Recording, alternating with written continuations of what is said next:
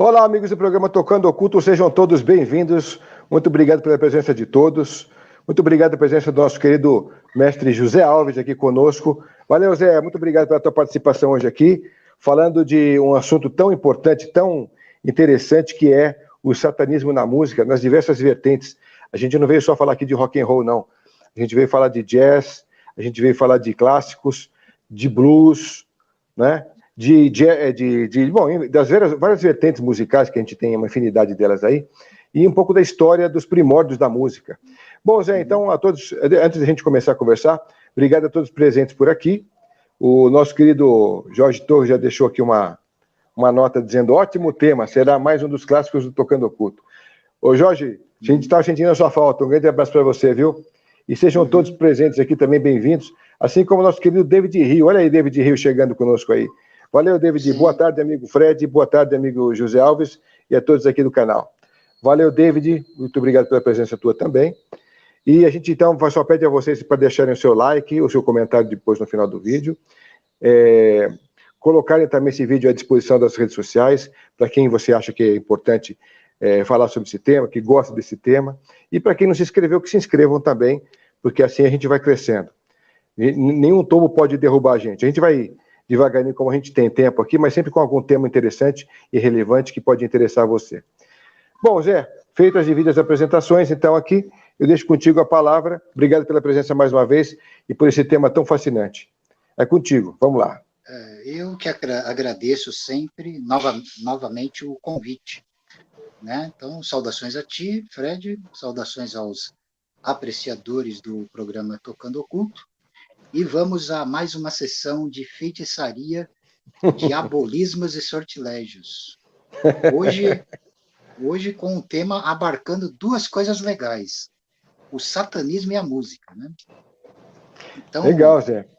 Agradeço a presença dos nossos amigos de sempre, o David, o Jorge, o Alan, e todos aqui que eu não estou citando o nome, mas que estão presentes. Né? Hoje também o Eduardo Rezende deixou aqui: saudações, mestre Senecto Serpente e Fred João. Valeu então, querido. Saudações, Eduardo.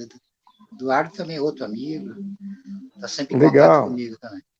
Legal, e a gente também não pode esquecer de deixar teu contato para quem puder contribuir com alguma colaboração, ó. O teu Pix, ó, Pix do Zé tá aí, para o pessoal que quiser colaborar com alguma quantia, porque o Zé fica incentivado em trazer novos conhecimentos. E a gente também, ó, tem nosso Pix do canal para quem quiser colaborar, programa tocandooculto@gmail.com, porque também a gente fica feliz e aí nos incentiva também a buscar novos entrevistados. Beleza, pessoal? Zé, é contigo. Sim. Então, apropriadamente, eu vou abrir essa nossa live sobre o satanismo na música com a célebre citação de Gerard de Nerval. Vamos recompor a escala dissonante e ganhar poder no mundo dos espíritos. Lembrando que, na concepção mágica da feitiçaria, do xamanismo mais antigo, espírito é um nome que designa qualquer essência. Ele não se restringe a pessoas meramente desencarnadas, mas pode designar qualquer tipo de entidade. Pode ser anjo, demônio, deuses, né? Uhum. E espíritos de mortos humanos também. Então, outras citações interessantes que eu pego aqui, a título de abertura do tema, é uma de Frédéric Chopin, né, 1810-1849. Nada é mais odioso que a música sem um significado escondido. Bem apropriada. Com certeza. E a outra frase é de Arnold Schoenberg, 1874-1951. A música expressa a natureza inconsciente deste e de outros mundos. Olha, que legal. Lembra? Bom, já que você tocou nesse assunto, a gente não podia deixar de lembrar que, porque ontem foi Black Friday, sexta-feira, nós estamos gravando um dia depois, então nós estamos no Black Sabbath. No Black Sabbath. Exato. Né? Black Friday, o Black Sabbath. Então, já nada mais apropriado e convidativo do que falarmos de música nesse gênero aí, né? Nesse histórico aí, com esse tema. Sim, eu separei alguns textos para deixar a didática da coisa mais clara. E você, meu amigo, como é um músico profissional, você pode fazer suas intervenções a qualquer momento, fazendo suas brilhantes observações, acrescentando ou corrigindo qualquer coisa, tá? Que eu possa Beleza, falar aqui. Zé. Então vamos a origens da música. A obscura doutrina egípcia de Per-Heru, do verbo que manifesta, ensina: o som do verbo constitui início da materialização do vazio. As potencialidades infinitas são evocadas do não ser para a manifestação no ser. Musicólogos e antropólogos cogitam algumas teorias a respeito das origens da música. Uma das teorias sustenta que a música se desenvolveu a partir do momento em que o homem começou a imitar os pássaros. Outra diz que ela se desenvolveu dos sons diferenciados que o homem emite durante suas explosões emocionais. Uma terceira surgiu como complemento da tendência natural que o homem tem para o ritmo. Fraser, eminente antropólogo, autor do célebre Ramo Dourado, afirma que a música surge nos tempos primordiais, a partir da arte dos encantamentos, ou seja, da magia e do pensamento mágico. Assim, os antigos feiticeiros xamãs conceberam a música terrena como expressão do fundamento obscuro do som. Na antiguidade, Pitágoras definiu a música das esferas como harmonias sagradas produzidas pelas espinhas vertebrais das grandes geometrias secretas. As experiências sonoras musicais, ao longo da história humana, apoiam-se sobre um formalismo oriundo de uma mentalidade multidisciplinar, do fato musical e onde encontram lugar. A matemática, teoria da informação, a física, acústica, a psicofisiologia, a medicina e a neurologia, e a composição, tratamento dos dados. A computação, tratamento dos dados. Seja ela modal ou polifônica, três parâmetros diretores fundamentais se encontram presentes em toda obra musical. Primeiro, a música é uma organização de sonoridades no tempo, uma sequência de composições sonoras. Da mesma forma que reconhecemos um estilo na literatura, o método utilizado para organizar esses sons é percebido e sentido pelo ouvido, sob forma de informação semântica. Segundo, a música é uma sucessão de sons com características próprias, independentes de sua altura, e ligadas às noções de timbre, intensidade. O ouvido toma consciência disso sob forma de informação estética. Terceiro, a música é um fenômeno que possibilita, graças às diferentes categorias de memorização, perceber as relações de frequência entre elas. A música transcendental.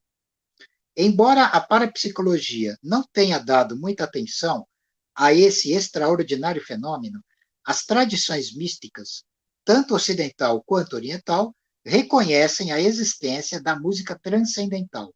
De acordo com a antiga tradição tântrica, devem-se ouvir vários sons musicais ao longo do treinamento espiritual, o que conduz à concepção do nadi, ou nada, uma palavra sânscrita que significa o fluxo audível da vida. De acordo com essa doutrina, o universo é a corporificação do som e conserva uma música primordial, que todos podem ouvir com treinamento adequado. Julian Johnson, no livro O Caminho dos Mestres, descreveu o nadi como a grande sinfonia, da qual todas as outras sinfonias derivam. Segundo ele, todo acorde musical deste mundo é um eco do acorde universal primordial. Os yogis dizem ainda que a verdadeira música não pode ser ouvida fisicamente, mas só psiquicamente. Johnson acrescenta: para ouvir a música universal primordial, é preciso desenvolver um sentido superior ao sentido físico da audição. Então, essa é a introdução preliminar no tema. Ô Zé, muito legal. Eu acho muito interessante a questão de que a gente entende a música de uma forma muito limitada porque a gente é limitado na compreensão dela, porque quando o cara é compositor, o cara busca algo do astral que vem para ele e tal, ele vem, como era o caso do Mozart, e chega tudo pronto até sem rascunho, porque o que ele fazia era incrível, né? E eu já Sim. ouvi também, nessas linhas mais ocultas, a respeito de que a música ela não é o que a gente pensa que ela é. Ela parece ser uma entidade mesmo. E eu tenho me tomado cada vez mais conta disso e cada vez mais me sensibilizado sobre essa questão, porque eu acho que realmente a música ela parece que é um corpo que você entra dentro dele e ressona com ele.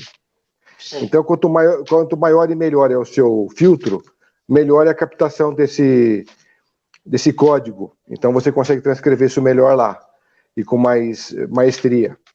Então, se você é um filtro ruim, a gente tem uma resolução ruim também nessa questão. Então, eu tenho percebido isso. A gente tem percebido também que ao longo do tempo, quando a gente via, você até melhor que eu pode dizer isso, quando a gente estudava as questões da iniciação no Egito, as pessoas ficavam nas pirâmides lá e fazendo naquelas salas, aquelas meditações, e as pessoas batiam no gongo. Enquanto elas estavam meditando, tinha um tom específico, né?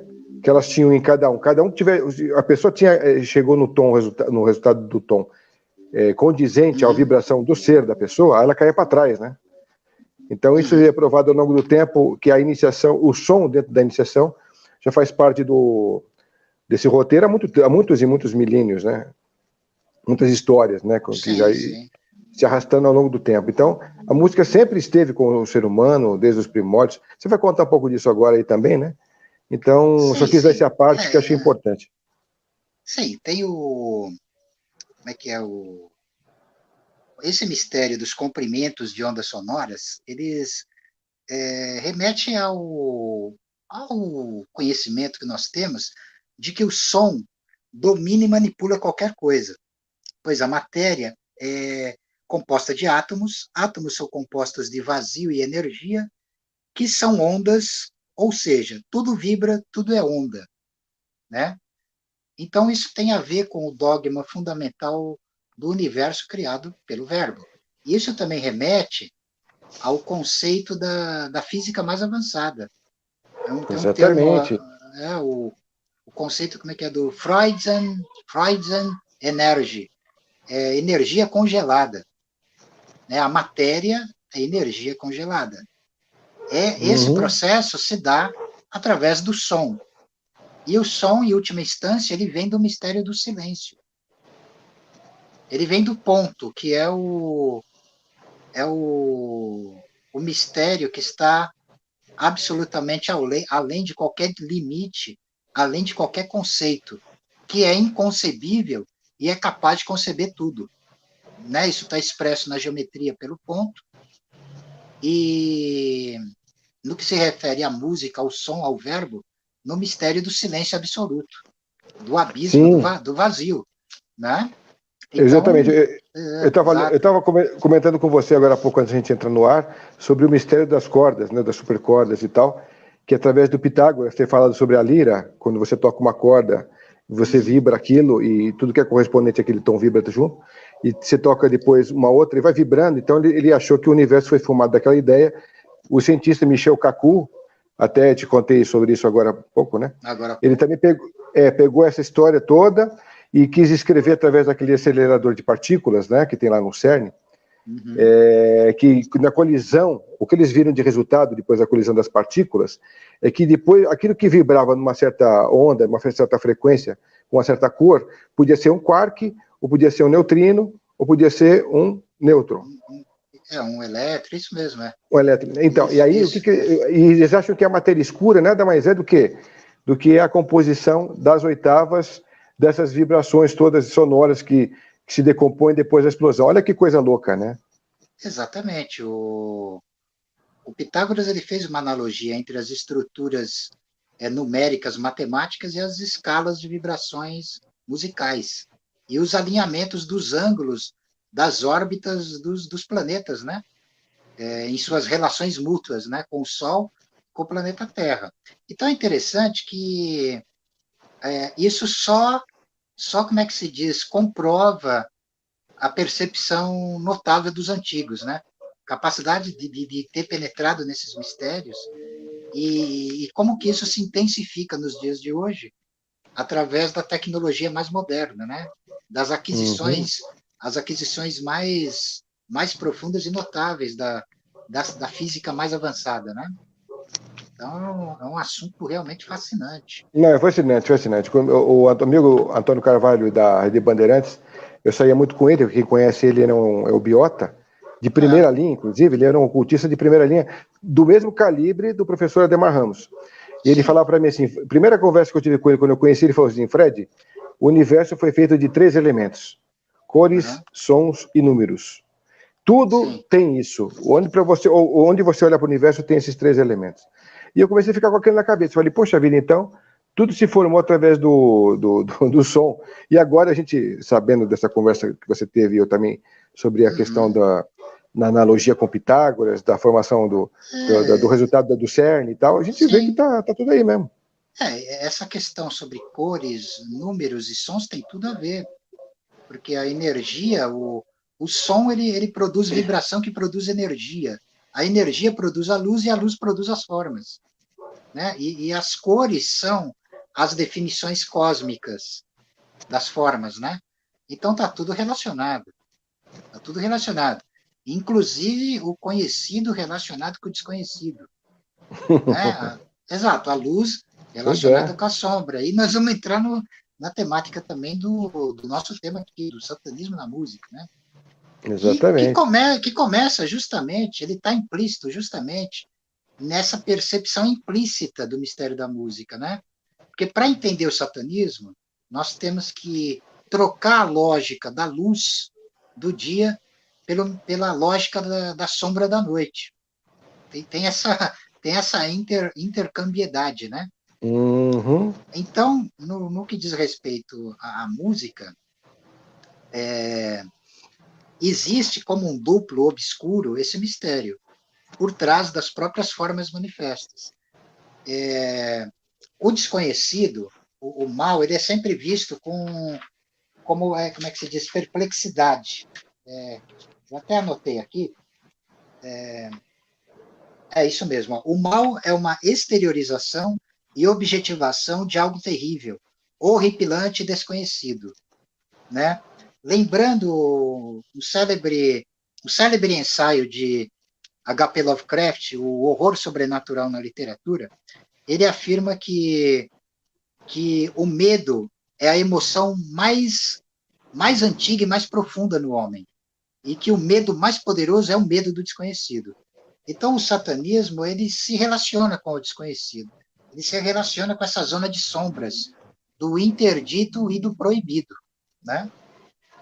Então, isso está presente na estruturação das zonas de sombra por trás das vibrações conhecidas, né?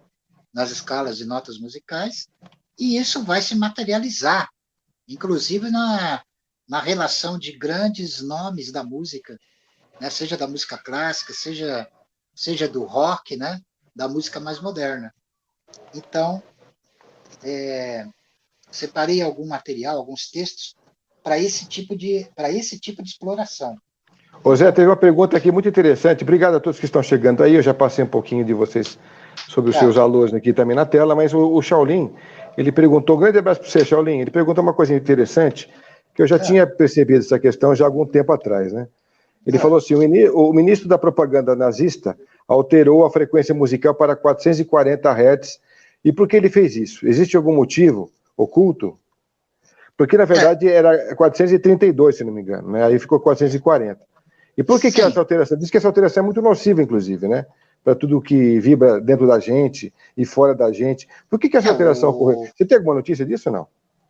O Terceiro Reich, como um todo, nós podemos até entender toda a cenografia, toda teatralização, os desfiles militares, como uma grande e profunda ópera wagneriana.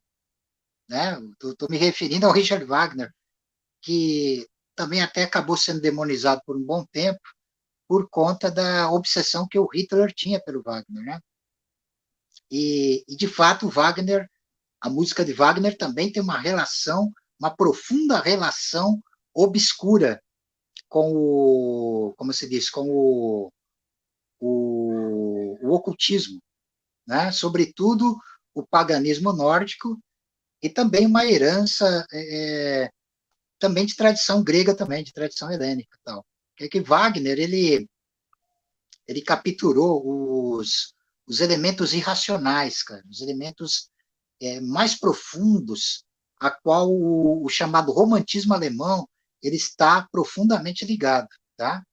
Então, assim, o Wagner foi um grande expoente dessa, como é que se diz, evocação, ressurreição disso, né, nos tempos modernos, tanto quanto o filósofo alemão Nietzsche, né?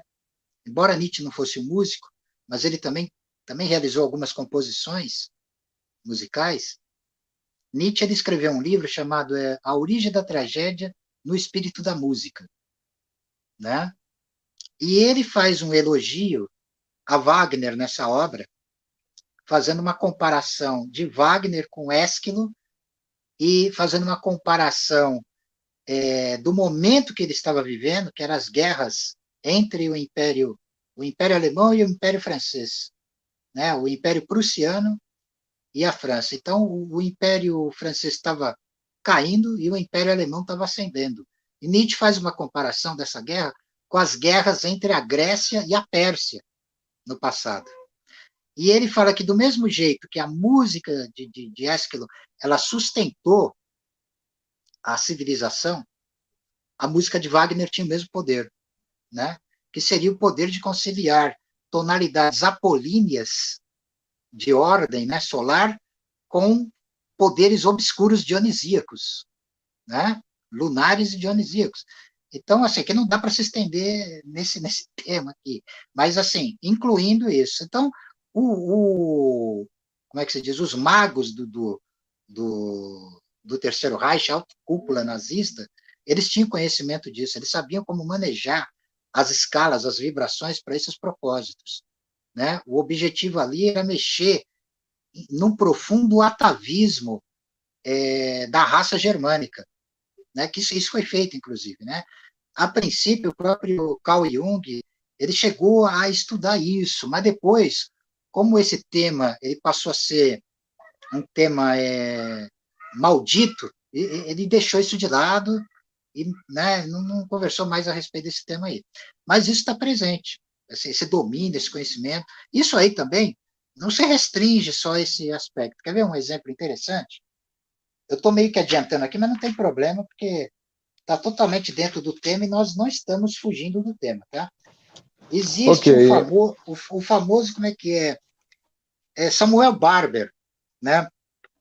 Samuel Barber ele foi um compositor clássico norte-americano, nascido em 9 de maio de 1910, né, e falecido em 23 de janeiro de 1981 em Nova York. Ele era um músico judeu e ele conseguiu, através da música, mostrar o sofrimento do povo judeu através da sua longa história, né? E o famoso adágio de Barber, ele passou a ser utilizado. Esse adágio ele foi, como é que se diz, apresentado e executado pela primeira vez em 1938 e difundido por rádio, né? Num estúdio de Nova York, com regência do Arturo Toscanini, tá? Que exibiu a peça em turnês pela Europa e América do Sul. Então, sempre que um filme de terror, ou um drama, um filme trágico, ou mesmo novelas televisivas, Rede Globo e tudo mais, eles querem, por exemplo, provocar sentimentos de melancolia, tristeza, piedade, eles usam o adágio de Barber, entendeu? Então, a música, ela é usada para, como é que é, controle coletivo das massas, né? Seja para inibir o pensamento, para induzir o comportamento, seja para provocar determinados estados emocionais que são psicologicamente controláveis. Então, existem institutos, como é que se diz, dedicados só a isso, a estudo e a utilização disso, sem contar conhecimento sobre propaganda subliminar e tudo mais. Existe também uma sequência de 3 vídeos que o Brasil Paralelo fez sobre a música, que quem não viu, eu aconselho para que possam ver, assistir, que é fantástico. Eles fizeram, acho que 1h30 de cada... acho que é 1h30 de cada vídeo, são 3 vídeos. São 3 sequências, então eles colocam a explanação total da música clássica, depois, nas evoluções dos vídeos, a evolução da própria música, ou a involução da própria música, né?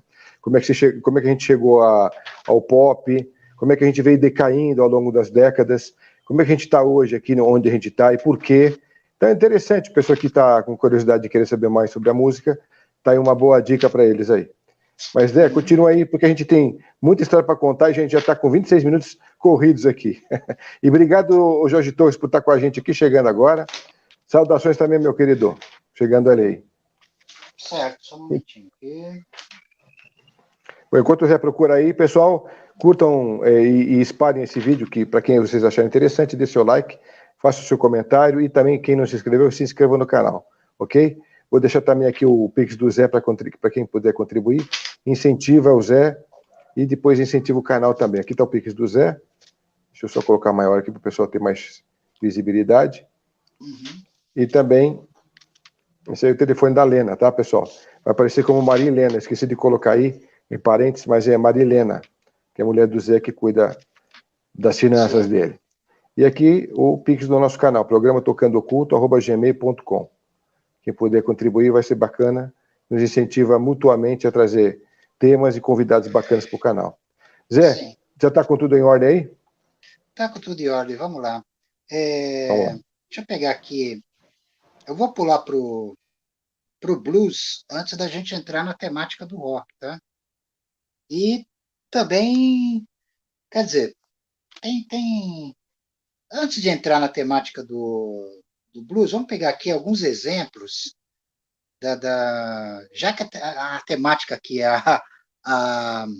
o satanismo na música, algumas figuras históricas, eu peguei 2 figuras aqui, cujas personalidades estariam ligadas à lenda de um pacto com o diabo, tá? Que é o Niccolo Paganini, tá? E o Giuseppe Tartini, tá? Acho que vale a pena mencionar o histórico dos dois. Sim, são os músicos clássicos. Então vamos lá.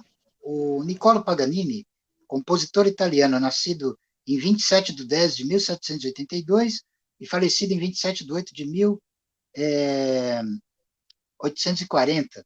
Terceiro filho de 6 filhos, de Teresa e Antônio Paganini. O pai de Paganini era um comerciante frustrado, falido. Vendo que o filho possuía talento com o violino, o incentivou e o treinou no aprendizado do instrumento, desde os 5 anos de idade, o que demonstrou um talento fora do normal.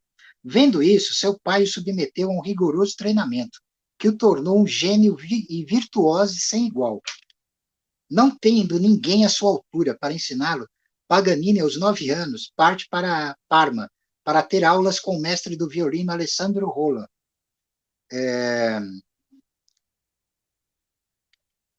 A partir dos 15 anos, Paganini se emancipa do pai, se tornando extremamente rico e caindo na boemia. O próprio Alessandro Rolla, ele percebeu que não tinha nada para ensinar para o Paganini, tá?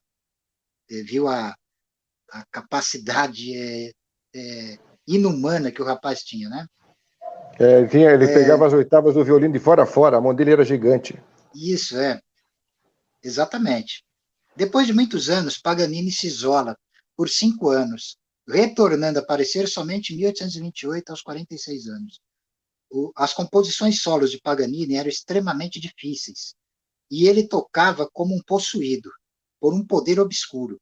Todos se espantavam e se maravilhavam ao vê-lo tocar.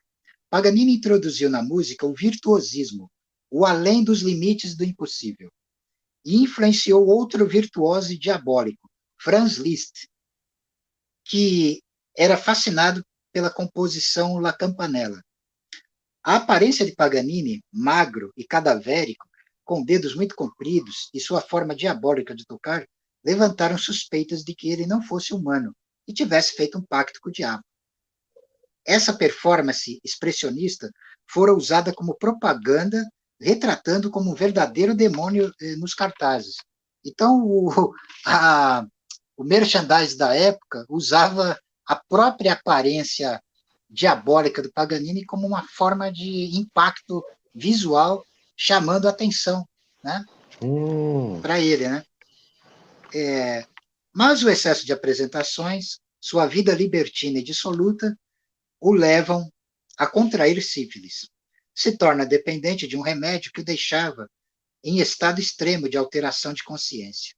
Então, em 1874, Paganini retorna para Gênova e se aposenta, se dedicando só à composição.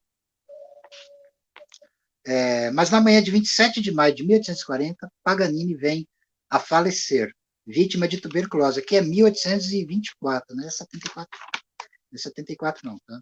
Paganini sofria de síndrome de Marfan. Essa é a explicação científica, né, que explica o aspecto físico demoníaco. O suposto pacto com o demônio dificultou o enterro de Paganini, que era recusado em cemitérios católicos e cristãos. Seu filho escreveu uma carta ao Papa solicitando permissão para o enterro em cemitério católico. Somente em 1876, Paganini fora enterrado com honras na cidade de Parma. Paganini teve um caso com a cantora Antônia Bianchi, com o qual teve um filho, o único filho, aquele Ciro Alessandro Paganini, que nunca fora registrado, vindo assim. Mesmo assim, Alexandre acompanhou seu pai até a morte. Paganini só compôs para violino, realizando mais de 250 obras, sendo a mais famosa Capricho, que inspirou Sergei Rachmaninov a compor rapsódias sobre um tema de Paganini. Paganini, entre outras excentricidades, possuía uma coleção de violinos raros e muito caros, porque ele tinha como bancar, né, esses caprichos, porque ele ganhou muito dinheiro. O Paganini ele era como um rockstar do século XX e do século XXI. Né? Ele enchia teatros, auditórios, né? Porque ele era muito bom. O outro figura... Não, Zé, antes de você continuar, antes de você passar, tem alguma informação sobre o que ele compôs? Se o que ele compôs tinha uma linha... mais satânica mesmo, pelas escalas que ele desenvolveu, pela intenção? Não. Tinha. Ele tinha